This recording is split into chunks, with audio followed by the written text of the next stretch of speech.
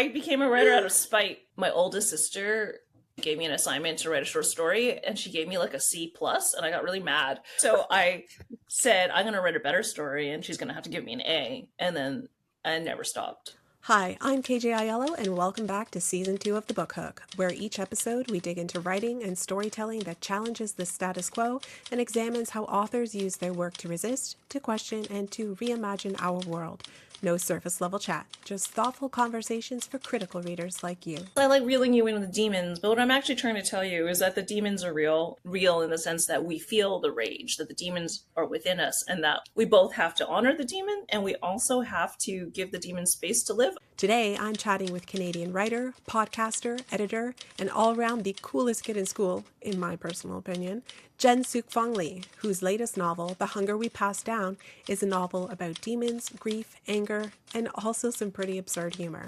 I love it. What is a ghost story except a woman who was traumatized and after death trying to wreak vengeance? And then the story isn't how do you defeat a demon. The story for me is who is she? What happened to her? In this episode, Jen gives us the lowdown of racism in CanLit, what it's like being an editor, and of course, we had to talk about perimenopause.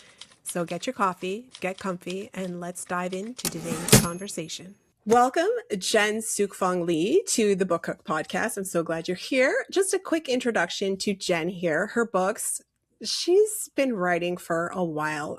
One of my favorite books. Yes, she's sorry. I just like dated you here.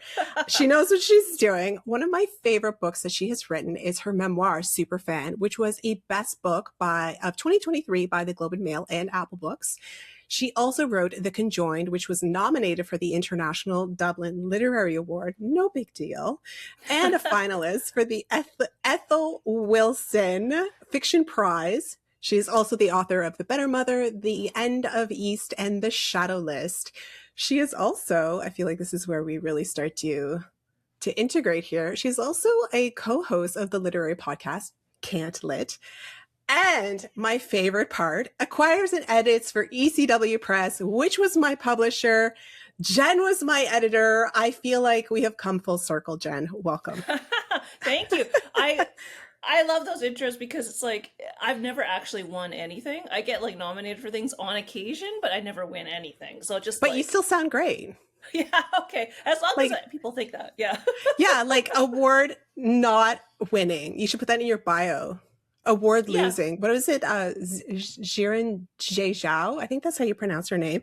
She has in her Instagram award losing author. Oh, could I be award adjacent? Award adjacent. Award side eye. Yeah. That seems good. Yeah, I like that. That seems good. Yeah, let's do it. Well, congratulations actually on your latest novel, The Hunger We Pass Down. Just came out, I think it was in the fall. September. Yeah. Great month for books to be released, if I do say so myself. Mm-hmm. This novel definitely terrifying in many, many ways. I think as somebody who does live with trauma, with intergenerational trauma, and for many folks who live in this sort of in-between liminal space of diaspora, migration, I think that this book will reach a lot of people, and it already has reached a lot of people, but it's also, it's horror. What? Yeah. Where's my question here? My question being, why did you choose horror to talk about these themes? Well, see, I originally didn't even think this book was about intergenerational trauma until I started writing it. So it's funny how these things, the themes that bubble up, and my whole life I've been writing about the same thing, which is my mother, to be honest. But with The Hunger We Pass Down, I initially just thought how fun it would be to write a horror novel that like integrated myths and like demons from different Asian countries, or, you know, Asian countries that I'm familiar with. And the question I was wrestling with is, when women migrate from one place to another, and particularly with a lot of Asian countries, it's often the woman who comes first, whether she comes as a nanny or different economic reasons, and then brings her family later. But women are also often the holder of stories and secrets and myths and all of those things. So what happens if you're somebody who's chosen to leave your country of origin, and you come to a place like Canada, do you bring them with you, or are they Hmm. forced upon you? Do you think you're escaping them? And then that's when the intergenerational trauma part came in, which I really didn't know until probably draft like 3 that that's what I was writing about. That's so amazing. Okay, so I Yeah. had questions, but now I want to dive into that. If you Mm. really only discovered, and that feels like the main through line is intergenerational trauma and how it intersects all of these other aspects of living the life that Alice Chow, our main character here, does. Um, and you only really discovered that in the third draft. Can we talk about your writing process and how this came about? Yeah, I mean, like every book is different. I will say Hmm. I've never written 2 books in the same way, and I do start with outline usually, and but sometimes an outline can be very bare bones. It can be Hmm. skeletal. It could be, in this case, I think I did some research into like different angry Asian lady demons, of which there are many. If anyone wants to know, there are many of them, and Justifiably. yeah, there's a lot. They're angry. So when I was looking those up, and it was just the idea, this germination of an idea of like Asian horror. Who else is writing it? What can I do with it? And then I came across a couple of different ghosts, a couple of different demons, and that's what really started the idea of this novel for me. And when I started writing it, I originally just started with the idea of Alice being a single mother, waking up one Mm, morning and all of her chores are done, and oh mm, great, wonderful, this is all done. Although, was I doing it because I've been drunk? Was I do Did someone else do it? And then there's all these questions arise. Someone else is doing it and they want to be repaid eventually, and how do they want to be repaid? mhm. And that was the gist of this book for like a couple drafts. Like this is what I was working with a couple of Yeah. flashbacks to like Hong Kong. And then at one point, an early reader said to me, I think this is actually about all these generations of women. And you need to write those previous generations more fully. And I was like, okay, this is the road we're going to go down now. Yeah. And then I realized that the main sort of curse or demon in the book is, in fact, intergenerational trauma, which is a hard, Yeah. I've been saying the words intergenerational trauma in during this whole publicity process for like 4 months, and if you say it enough times it loses all meaning. That's all. Yeah. Well, a lot of people are talking about intergenerational trauma now, and it's like suddenly people have discovered the harms that were caused to Yeah. them and to the people, their parents, mothers, grandmothers, going back into generations, and how this has shaped how we navigate the world and the way we tell our own stories. I think it was interesting, we start out actually in 1938, but moving to our main protagonist, Alice, we start out with her.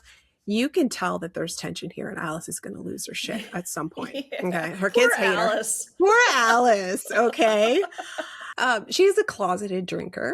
Mm. She kind of knows this, but also is in denial. She's in denial Hmm. about her feelings for this new sort of side piece boyfriend. What is he? Like, who knows?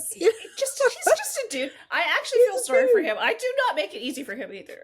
No, I felt sorry for him. None of the other men I felt No. sorry for, but for him, I was like, but then again, I'm like, Alice, you don't need to conform to what men need. No.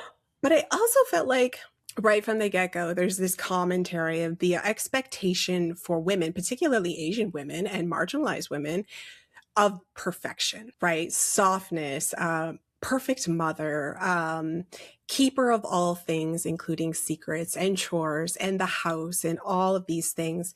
But we see in Alice that that is actually not the case. I'm wondering if we can dive into that a little bit and how you actually created this unraveling of Alice because of, like, let's be real, it was men who were the bad guys. Of course. And Yeah, it's usually men.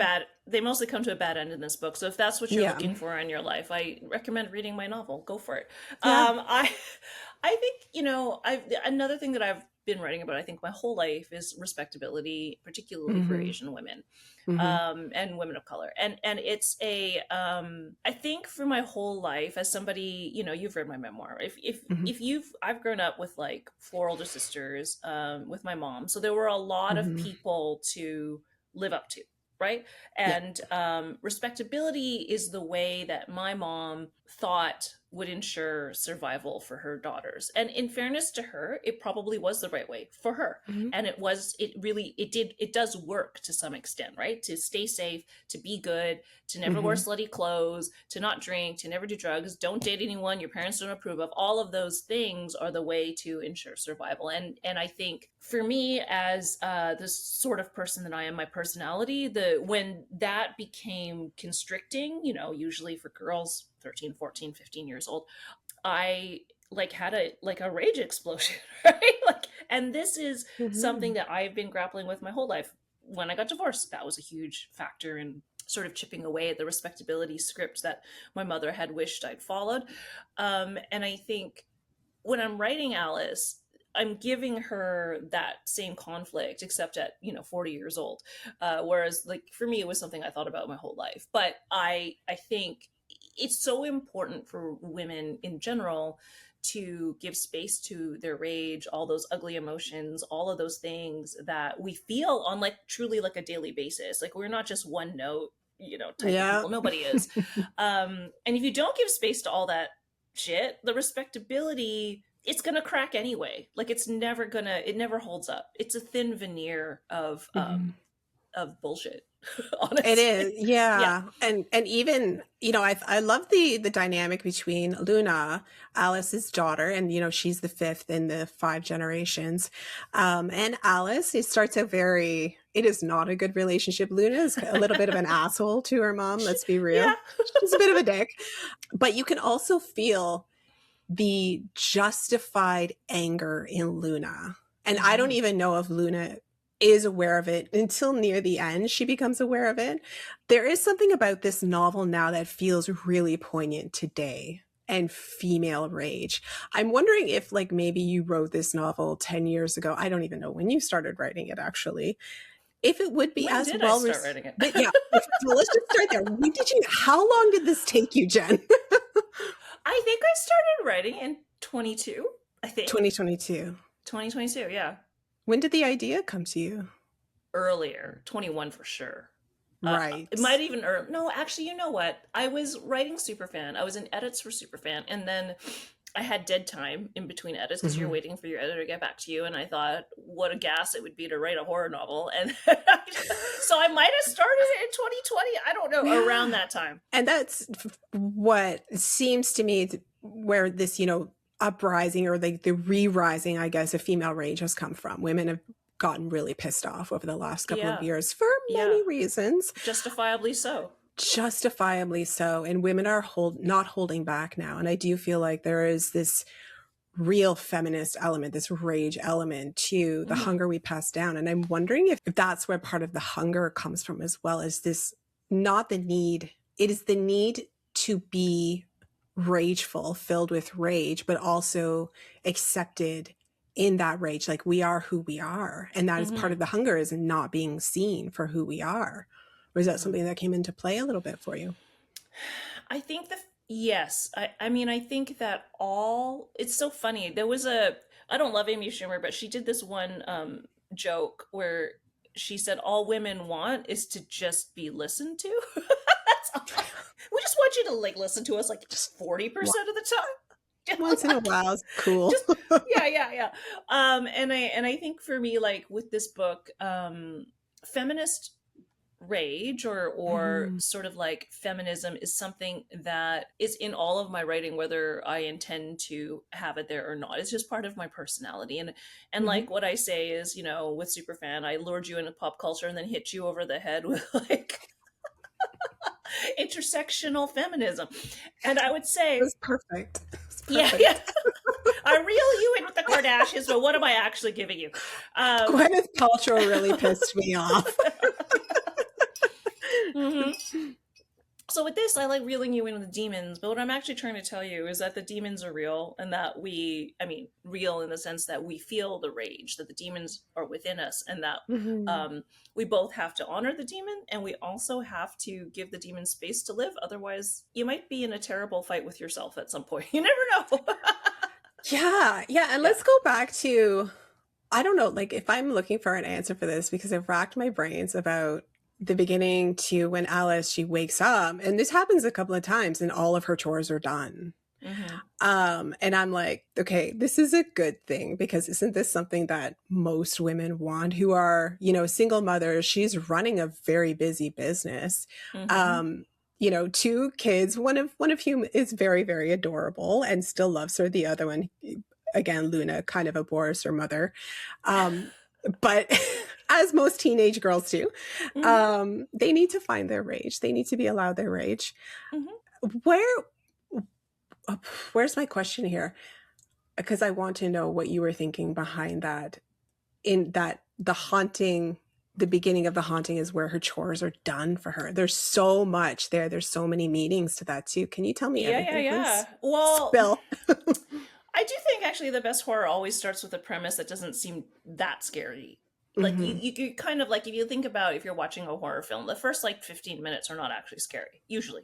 A little Mm-hmm. off-putting maybe, and they're like a little bit something's wrong, but is it Mm-hmm. actually scary? Mm-hmm. So for me, when my son was younger and I was really in the weeds with like motherhood and all of those things, I was probably drinking too much. I'm not going to say Alice is like me, but she's like a former version of me.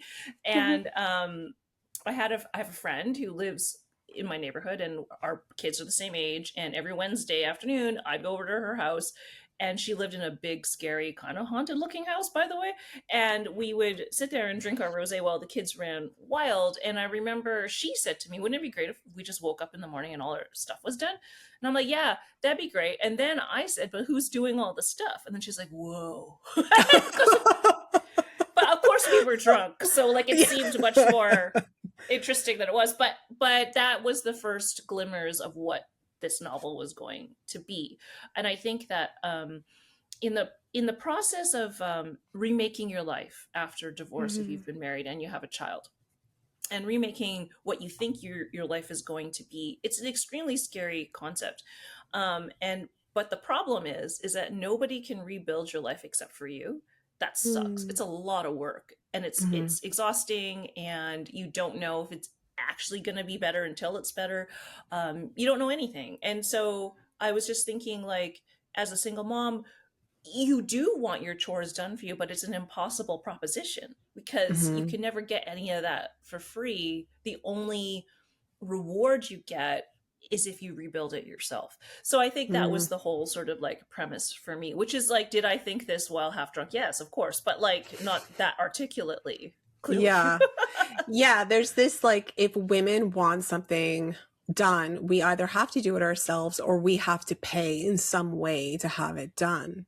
Right. Oh, And it's this never is, free. it's never free. Nothing is No. ever free. Nothing is ever handed to women. Whereas, our counterparts, men, um, how many times do they have, what not handed to them? They're excused because from their behavior.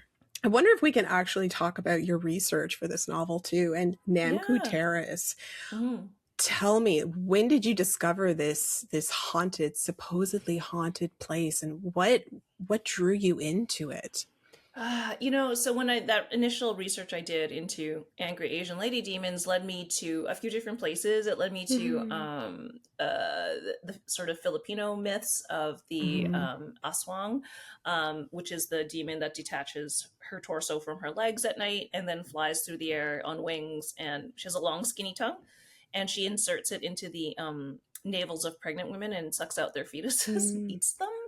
So she's one of the ones that I found really fascinating because It's who wouldn't not find that? terrifying. Yeah, no, no, no, no.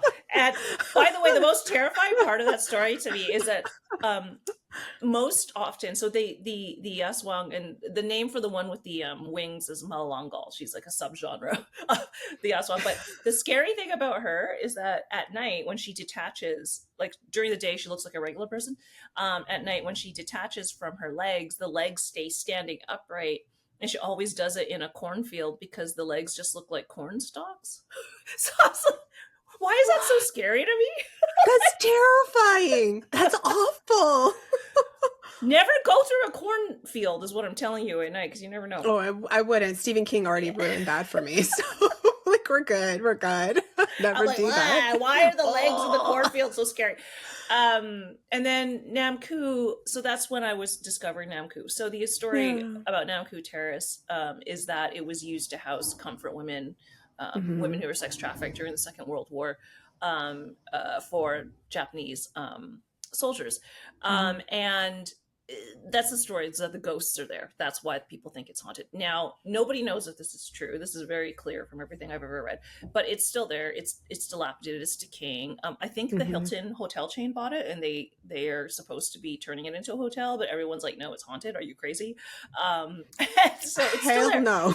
Hell No, no. and when I came across that, I thought, what a perfect Hmm. story for me to bring to readers like in the West, because I think, and it's not Hmm. even a story that is super well known outside of Hong Kong. I don't think it is.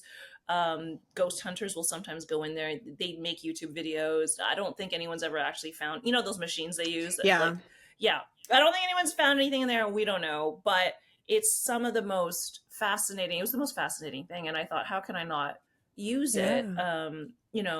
My mom's family is from Hong Kong. I've never heard of this thing. I'm like, let's do it. Let's go there. And it feels like, too, as you were saying that, the voyeuristic element of women's trauma, Mm-hmm. right? Using, thinking of the ghost hunters and, just like even those ghost hunter TV shows, like, okay, here's my train of thought, right? Like, what my train of thought is like now. We've worked together a little bit. Yeah, yeah, yeah.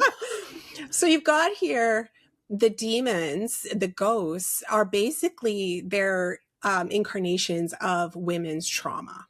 Of course, yes. Right? Yes. But then you also have Namku, which is a real place. It is, supposedly very haunted, which I would not doubt. I do not doubt. But you also have this voyeuristic element of the, paranormal hunters, of these, stories that are told, but it's actually told about women's trauma, Mm-hmm. serious trauma. But what you Mm-hmm. have done here is you've shone a light on the actual women, the real and the fictional women of that trauma, which is brilliant in my mind. And I think there is something heartening about that as well. If that's kind of, Yeah, because like people are like afraid of ghosts, right? They're afraid mhm, of the demons, and I should say that that story about the Oswang, a lot of those myths became really prolific and started disseminating around the time of Spanish colonialism, when of course women mm, were subjected to many abuses. So the trauma is everywhere. Like female trauma is in all of our ghost stories, right? But then, like, mhm, I often think, what is a ghost story except a woman who was traumatized, probably by violence of many different mhm, forms, mhm, and after death trying to wreak vengeance. Like, what mhm. is are these ghost stories but that? And then the story then isn't how do you defeat a demon, isn't like how do you run away from one. The story for me is, who is she, what Yeah. happened to her, and Mhm. if we can somehow honor her life and her pain, maybe that's the story. Yeah, the ghost is actually in the silence. Oh, that hits. Too much, Jen. Backing out of the room. I'm telling See? I Oh yeah, I know. The room is haunted. Welcome to a room with women in it. But yeah, it's, oh my gosh. Everybody, all the audience, you need to read this novel. It is absolutely, and the setting, your sense of place, your sense of time, the characters, all of it feels very lush and a very folklore as well, which Hmm. I love. You really anchored me in those settings.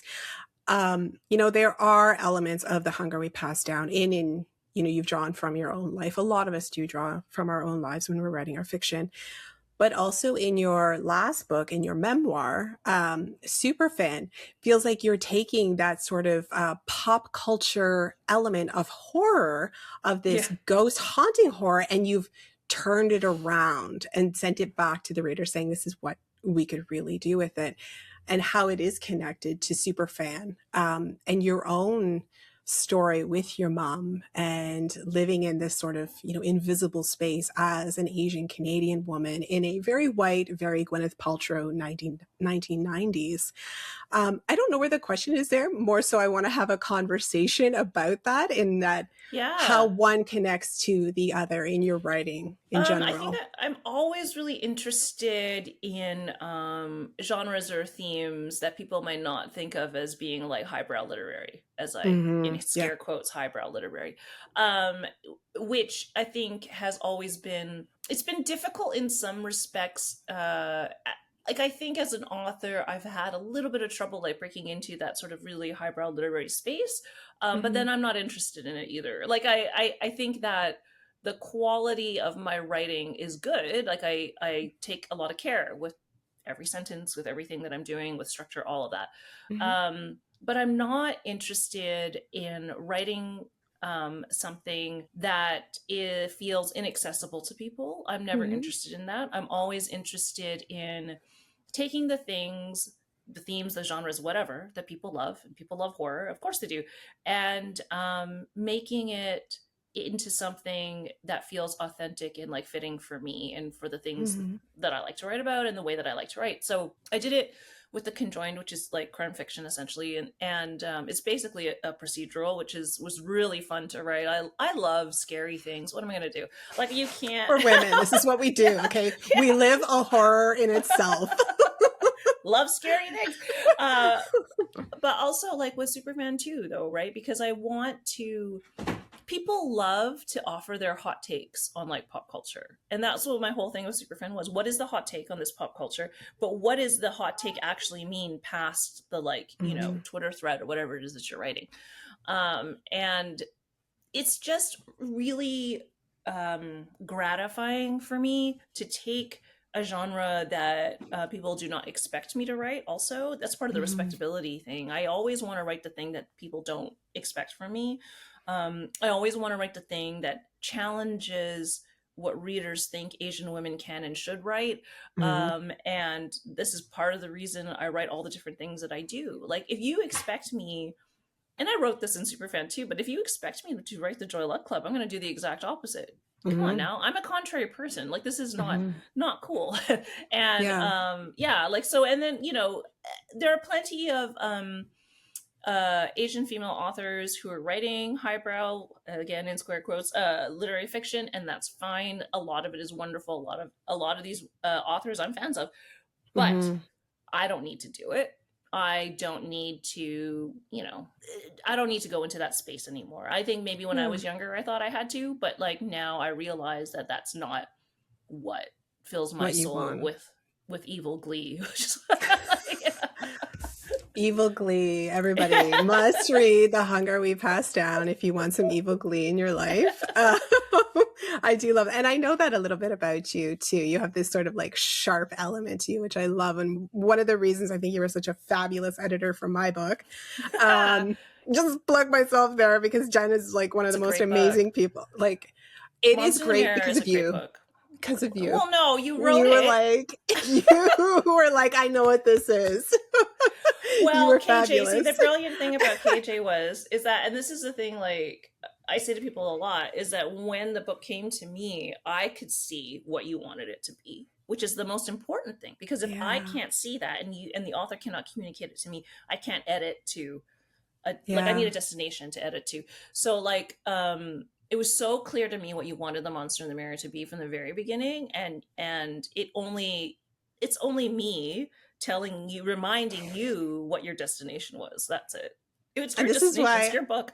I wanted you. It like you were the only publisher, the only editor, and I was eyeing you like kind of not in a creepy way, guys. I'm not a weirdo, but I had you on my radar. I'm like, her, I want her.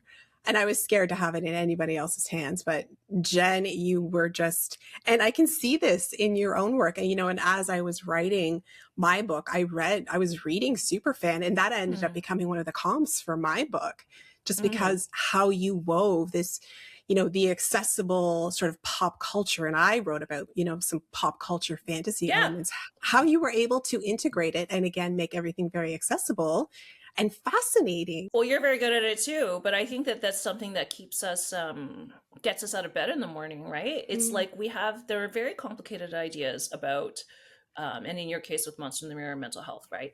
And mhm. it had mental health and fantasy. And like for me, I have these ideas about, like, as we were saying, like feminist rage, respectability, intergenerational trauma, the way stories migrate, all of these things. And if I said it like that or wrote it like that, no one would read it, nor should they. Like, come on now. Like, I don't, like, I want to have fun too. I get it. Yeah. So yeah, and like the magic for me is in taking the form and Mhm. making those ideas fun, entertaining, digestible, but also to give people at the end of the day when they finish one of my books, I want them to like think about stuff. I Mhm. want them, they can have any feelings they want. They can think any thought they want, but I want them to have them. Like, you don't want people to be Yeah. meh when they finish your book. Yeah, Yeah. this is sort of feels like a pushback against, what's considered to be like the literary canon, right? Oh Only God. meant to be accept like we're gonna go there. Okay. Do you know, KJ? I was talking to my partner the other day, and like I did a like an English degree, right, at Hmm. UBC when I was young, and the essay that so I took this terrible class, not terrible class, it was a fun class, but We it all was took just, terrible classes. yeah, but it was like an advanced seminar on like Canadian studies and literature, right? And so we Hmm. had a very small sort of like very curated reading list, and my final paper was about Margaret Atwood and why does she get to decide the Canadian canon. That was my final paper. This is 1998, KJ. Okay. Girl. I wrote it, and then like, Dangerous.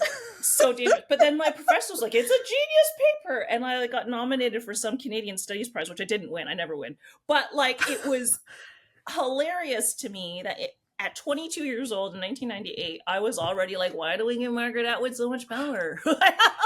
Yes. Yeah, I love. Okay, so this is like a perfect segue into something I wanted to talk about because you are also a podcaster in a podcast called Can't Lit. And Mm-hmm. for the audience here, Can Lit is our lovely colloquial term for Canadian literature or Canadian literary scene, which is a funny place to be.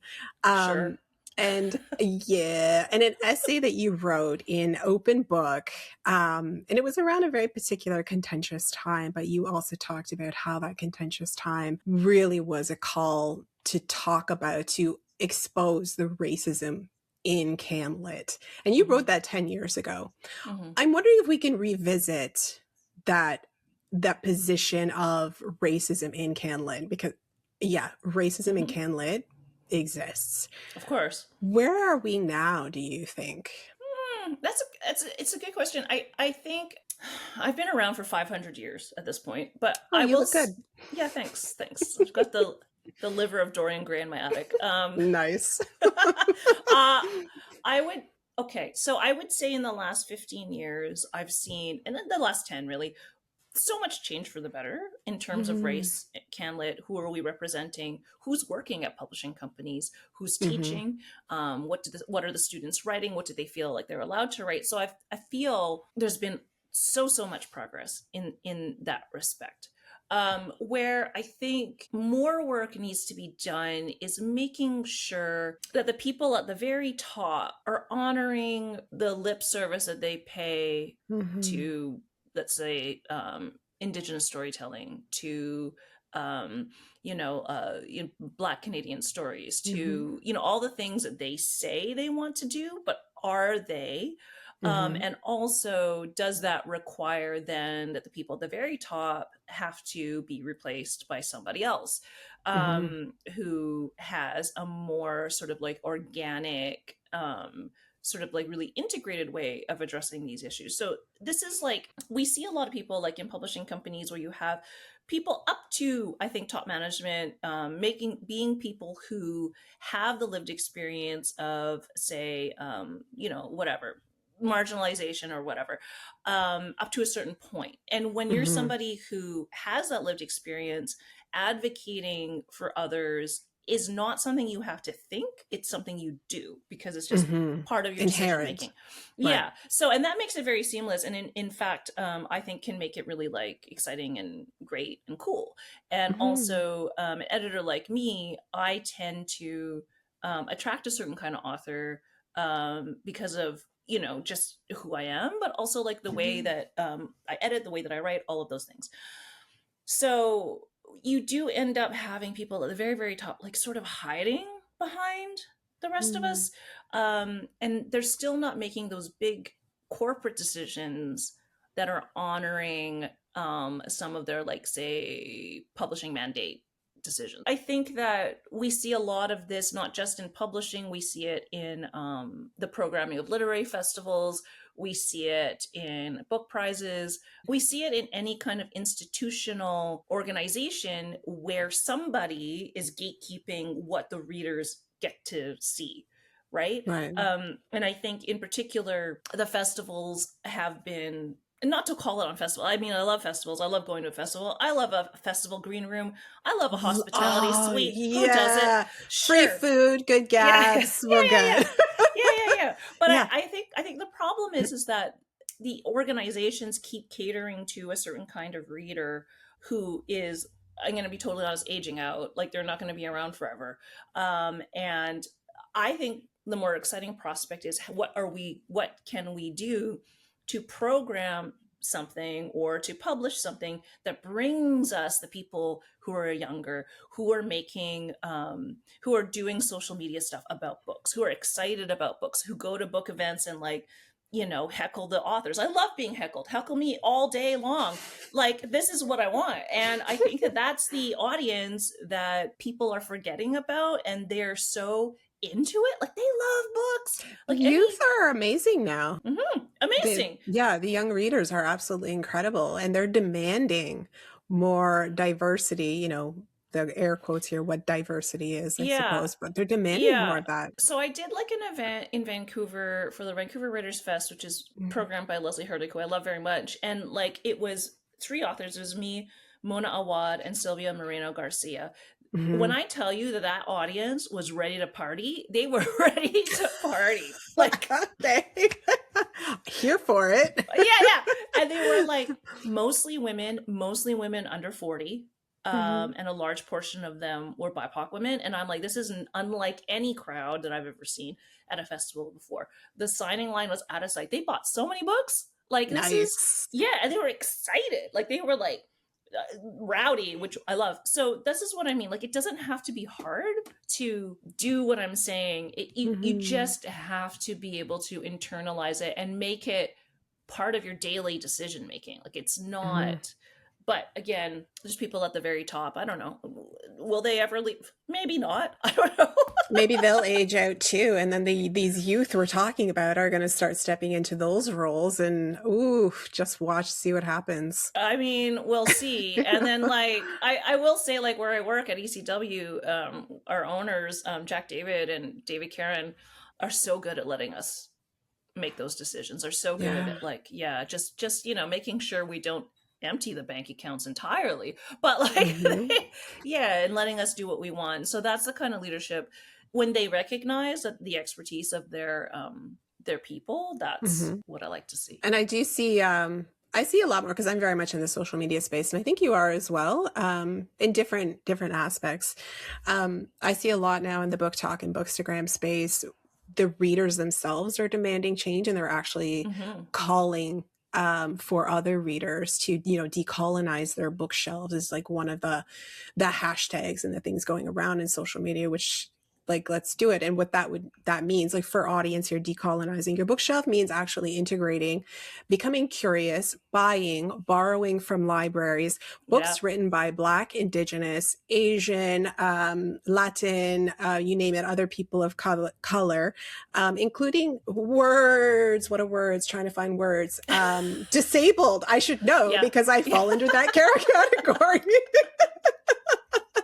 That's what that means. So you've all audience today, you've learned something new. You're welcome. Thank you for coming to our TED Talk. But I'm seeing this. I will stop now.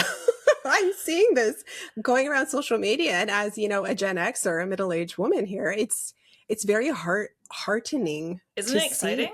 It's Mm. so exciting. And I'm Mhm. hoping there will be sort of a trickle up effect that is happening there, because social media is in some ways now dictating what publishers and the marketing departments are doing. Well, they You always know do. more. Yeah, I feel like I'm turning 50 this year. Good God. And Perfect. Perfect. and when the young, cool looking people come to my events, I feel so gratified. Like, am I still Yeah. cool? Thanks, Fuck yeah. guys. Fuck yeah. Thanks, guys. I love that. I love that for Yeah, you. I feel it like, helps my vanity. yeah, you're in your like witch era. I think like the young women now, they want their witch era. They're excited for the gray hairs. I'm like, well, you want some? You can have Yeah, I mine, could you give you know? a few. I don't know, Just a man. few. Like, I say to people all the time, I'm only keeping it tight in the face. Everything else is. It's just falling apart. Everything. Don't ask from here down because it is Yeah, do going not down. ask. Oh my God. I feel like we could have a whole conversation on the horror of perimenopause and aging. And Oh, I know. I was just thinking about. I think about that all the time, daily, daily. you Anytime my have body to. betrays me, I'm like, You have to. What yeah. is this new thing? Oh, what is that new thing? You know, no wonder I'm cranky all the time. Oh my God, so cranky. So So angry. I just started hormone replacement therapy, right? And Yeah. like it's been working out pretty well for my mood. There are other things that Mhm. just doesn't work out well for, but my mood has been great. And like my son who's 15 now, we Mhm. were in the kitchen and I don't know what I was doing, but he said to me, "You've been in a good mood for like 4 days in a row." And then he said, "What's wrong?" What? What child? I said, "Oh, I started taking estrogen," is what I told him. Yeah. And then he said, "Oh, are you transitioning?" And I'm like, "No." I mean, I that's great that he just asked that, but like no. I was like, "No, estrogen makes you more of a woman." Yeah. I was like, "I don't know." Honey. I was like, Honey, "That's not." how it But works. he shrugs. He's like, estrogen, testosterone, whatever," and he just walked away. This is how you know the youth just don't really care about like Oh, gender? gender No, fluidity or anything. They're like, yeah, you do you. It's cool. it doesn't. He didn't care. He was just kind of like, "Oh, is that what you're doing?" And I'm like, "No, but Oh my okay." God. That's perfect. I love it. I actually have been on HRT for what, 2, 3 years now. Yeah. I don't know where I'd be without it. I would be a I mess like without sleep. it. For sleep, it's been great. For my mood, it's been great. There are other things Mhm. that maybe not so great, but like just for my mood and sleep alone, I think it's worth it. Yeah. Yeah. So if anybody like this is apparently now a wellness podcast and we would like some paid partnerships with these pharmaceutical companies, I'm just Yeah. saying we know you have Esther money. Esther Dot, please send me free patches, is what I'm saying. Please, please. Exactly. It's all we want because they're expensive, okay? Like, let's be real. Oh my goodness. I want to know now where, because you've been around Canlit for a little while and you've been Yeah. writing for a little Mhm. while, where did writing start for you? Oh, it started so long ago. I was like 8 when I wrote my first Wow. story, and my oldest sister was in charge of me during the summers as a babysitter, basically, and she got tired of me mooning around, and she gave me an assignment to write a short story, and I did, and she gave me like a C plus, and I got really mad, That's rude. and I know, so rude, and then so I said I'm gonna write a better story, and she's gonna have to give me an A, and then I never stopped. That's what happened. That's a great origin story. Yeah. You should tell that story at all events, like everywhere. That is a great story. Yeah, I became a writer out of spite, but like That is sister spite. but it's funny because like I just kept going, and then like I had all these like backup plans when I was a kid. You know, you think you're going to be, at one point thought I'd be an interior designer, which is hilarious. I couldn't care less about interior design, but that's like what I thought, because designing women was on TV, and I was like, Yeah. What, Delta Burke seems cool. And that, and then, I thought I was going to be a firefighter for 5 minutes. I thought, like little kid stuff. And then by Mhm. the time I was like 16, that was it. Like I knew that Writing. there was only one thing I could do. I love that. I'm always a little envious, and by a little, I mean a lot, of writers who knew a long time ago that this was the path they were going to take. I just think that's amazing. It's great because you never question what you're supposed to be Mhm. doing, but it's bad because what if you fail? Like that's because it's the only thing I ever did. Like I never had a backup plan. I have no education in any other area. Like I don't. You're screwed. Yeah, Come the that's it. apocalypse, do not come to you. I have no other skills. No, that's it. So I will tell you stories.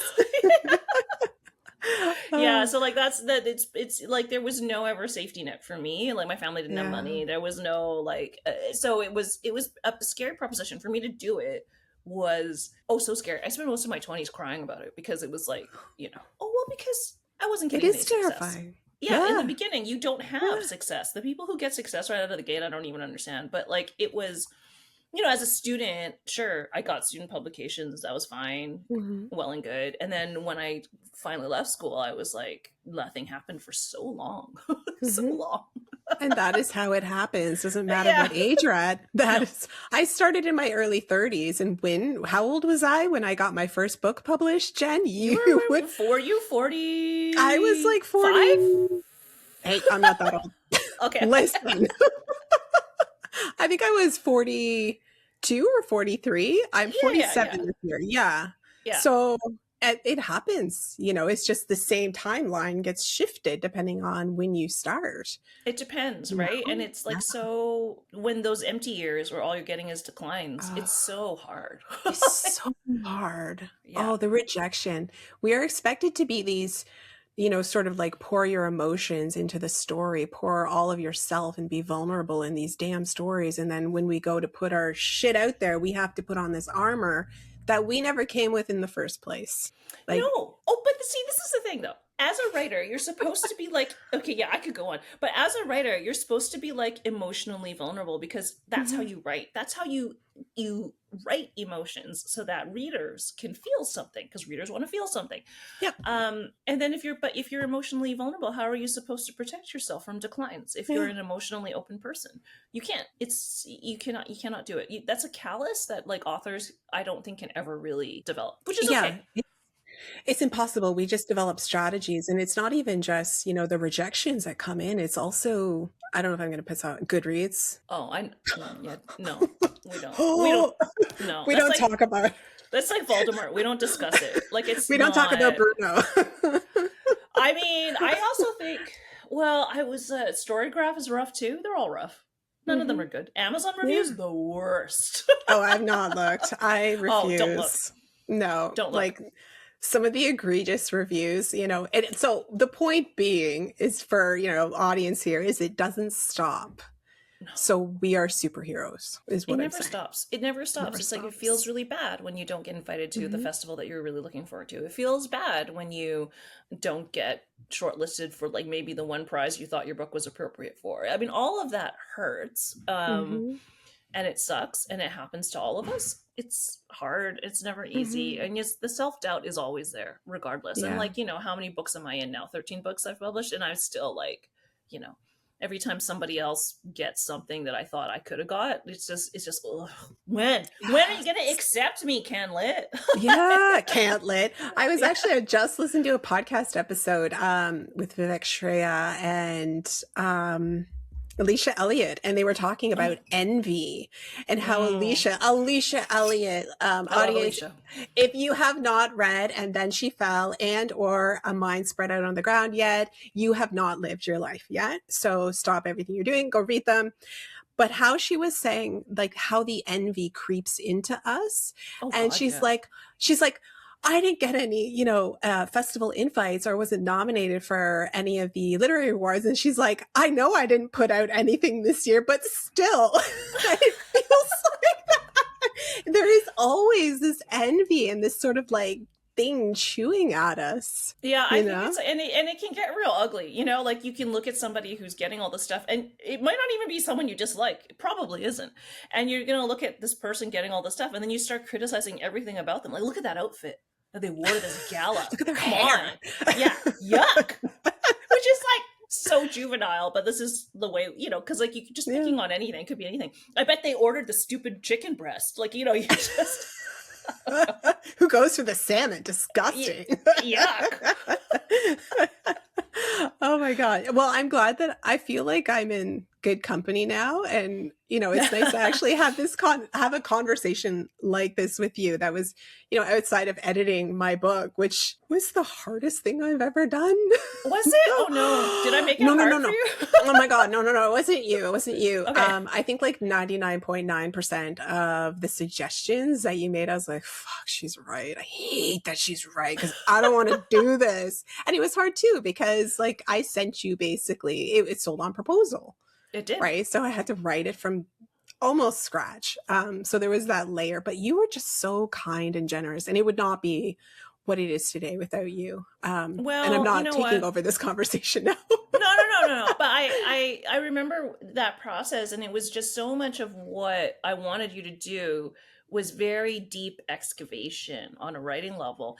And like, that's hard. Nobody likes to do it. And I felt bad. I was like, okay, we're going to have to go deeper.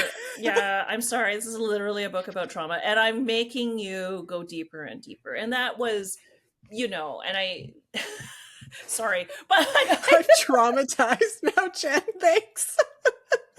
But and I hate, like, and you could have said no, but I do think that like that excavate, that's what I would say to emerging authors too, is you have to be prepared to give the reader more than you ever think possible. And it's at the end of the day, once it's done, I think for most authors, it's super rewarding to see it and to know that you did it.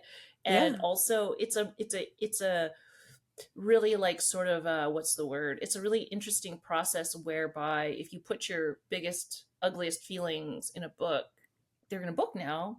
They can be ugly over there on the shelf, and I don't necessarily have to walk around with it all the time. There's a process where that occurs, right?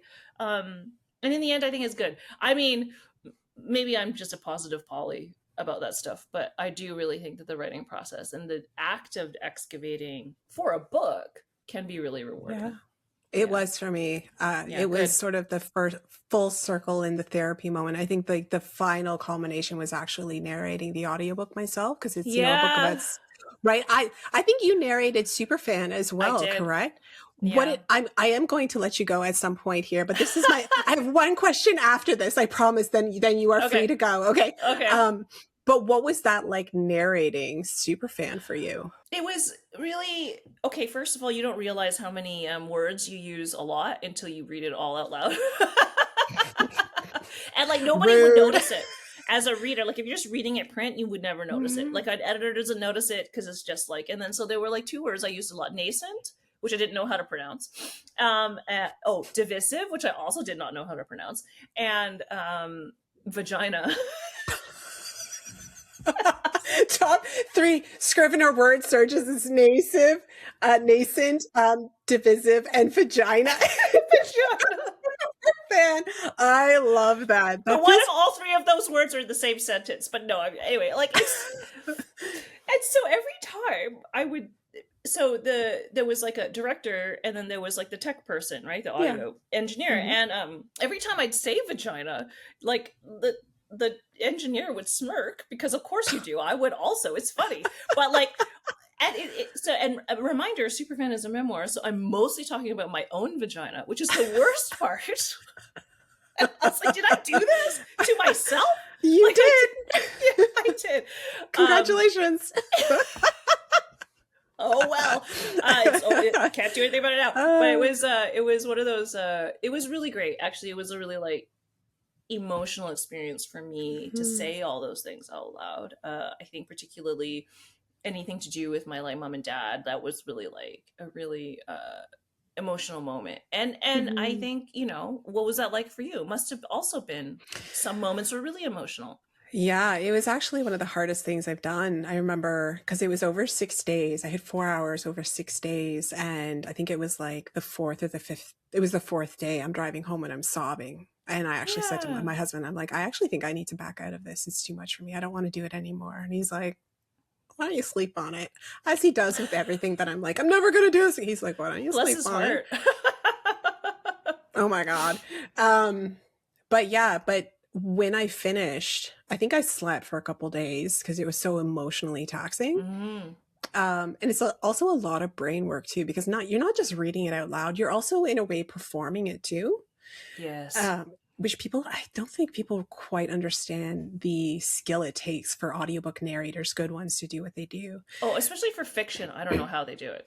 No Like thanks. memoir's one thing, but fiction's a whole other. Yeah. Totally another thing.